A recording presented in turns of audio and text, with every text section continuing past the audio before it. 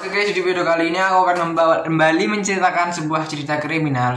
Tapi cerita kriminal yang aku bawakan kali ini agak berbeda dengan video aku yang sebelumnya. Jadi cerita kriminal yang aku bawakan kali ini, pelakunya itu gak ada motif untuk membunuh. Bukan gak ada motif sih, hanya saja motifnya dia untuk membunuh itu masih belum diketahui sampai sekarang, karena keburu dia dihukum mati.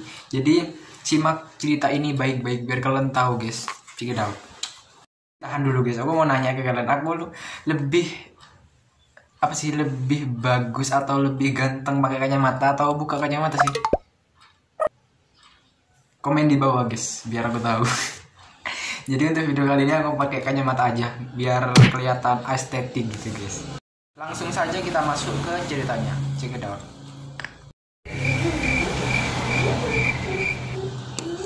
Oke, jadi sebelum masuk ke pembahasannya, aku akan sedikit menceritakan latar belakang dari si pembunuh ini. Check it out.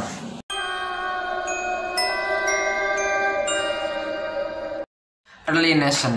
Ia lahir di San Francisco pada tanggal 12 Mei 1897. Saat dia kecil, dia tinggal bersama kedua orang tuanya, dan saat dia berusia 15 bulan, orang tuanya meninggalkannya karena orang tuanya itu meninggal karena terjangkit penyakit sifilis yang diderita kedua orang tuanya. Jadi itu kedua orang tuanya itu meninggal, dan si Early Nation ini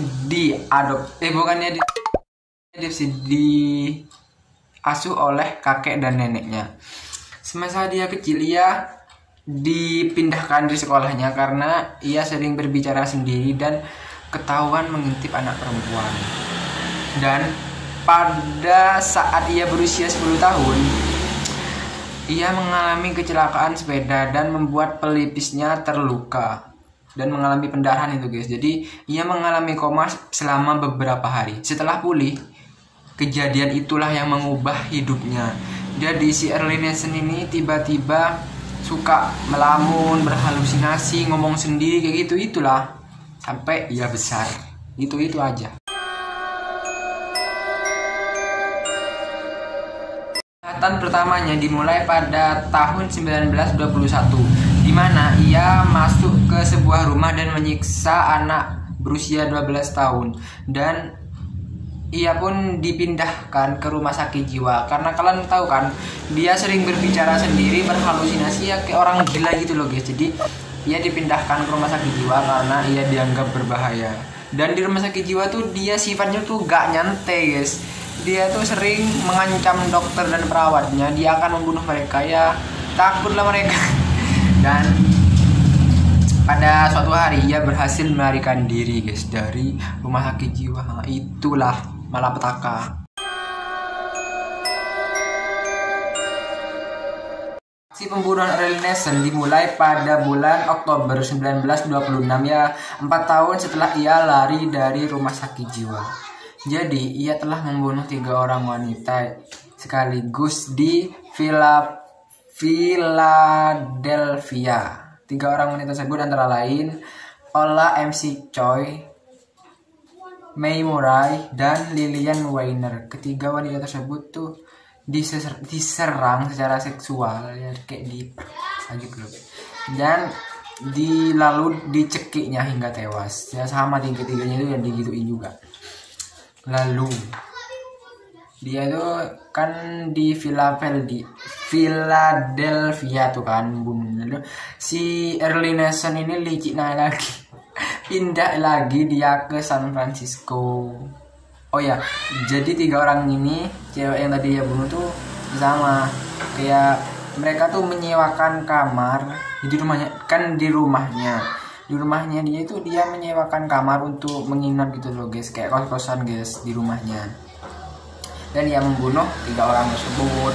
Si Early ini sama juga saat ia pindah ke San Francisco, ia juga 1926, dalam kurun waktu 6 bulan saja ia sudah membunuh kurang lebih 5 orang wanita paruh baya, ya sama kayak korban sebelumnya, ya menyewakan kamar. Jadi ia itu karena ia menyewakan kamar ke Early Nation, ya digunakanlah itu sebagai caranya ya untuk membunuh si yang punya ini. Dia kan sudah membunuh kurang lebih 8 wanita lah, tak berhenti.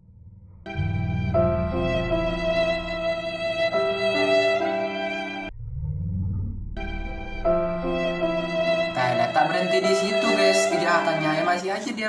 Lalu ia kan udah pindah ke San Francisco dan ia pun membunuh, kan masih berlanjut, ia membunuh di kota-kota besar guys di Amerika Serikat seperti di Portland, Chicago, Kansas, New York, dan Winnipeg. Nah dia tuh beraksi di kota itu guys, ya sama. Ya kebanyakan korbannya sih ya itu, bukan kebanyakan lagi, emang mayoritas korbannya itu menyewakan kamarnya untuk si Early Nation ini. Ini seges sih kalian, udah dikasih tumpangannya masih aja dia berani-beraninya membunuh. Pembunuhan tersadis yang dilakukan oleh Early Nation ini terjadi di kota Winnipeg, di mana ia selain membunuh, ia juga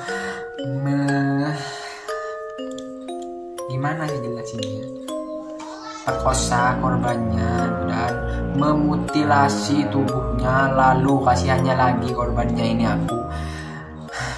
jasadnya itu dimasukkannya ke kolong kasurnya kan.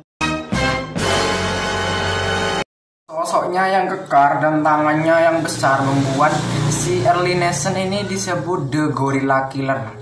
Mantap, emang tak ada otak yang ngasih julukan ini. Alah, ada-ada aja.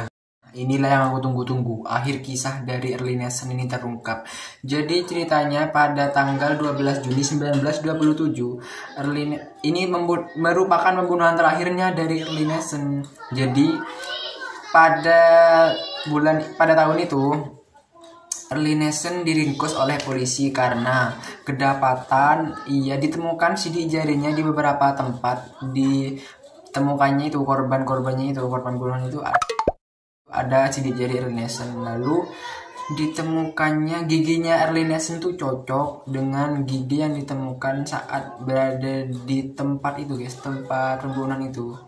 Ya, emang tak ada otak dia lah guys, masa cabut gigi aja dibuang di tempat itu ya. Emang tuh dia itu gini, nggak terlalu cerdas kalian, tapi jangan ditiru guys. Dan pada saat itulah si Early Nation didakwa atas pembunuhan berantai dan ia pun dijatuhi hukuman mati.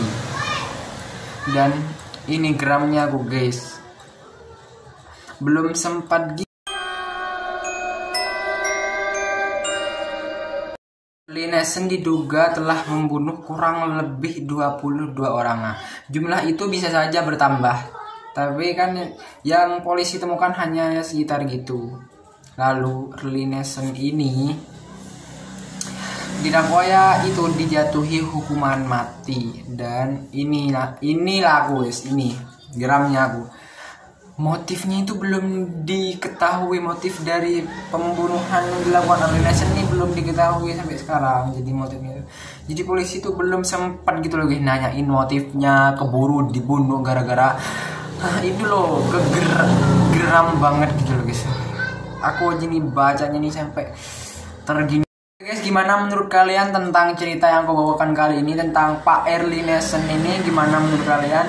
Jika kalian suka dengan channel ini, jangan lupa like, comment, and subscribe. Dan jika kalian mau request cerita kriminal apa yang ingin ku bawakan atau ingin ku bahas, boleh banget komen di bawah. Nanti kalau misalnya aku kebaca atau aku sempat, aku cari-cari informasinya di media sosial. Kalau aku lengkap ceritanya, nanti insya Allah akan ku bahas.